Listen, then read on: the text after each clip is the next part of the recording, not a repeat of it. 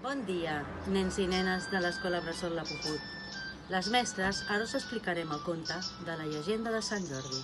Esperem que us agradi molt i bona diada. Fa molt i molt de temps, en un poble molt llunyà, la gent vivia molt tranquil·la, fins que un dia... Un dia, en aquell poble, va aparèixer un drac ferotge que treia focs pels queixals. Els habitants d'aquell poble tenien molta por. El drac s'havia menjat a tots els animals. Un cop es va menjar tots els animals, li va tocar a la princesa. Els seus pares, el rei i la reina, estaven molt tristos.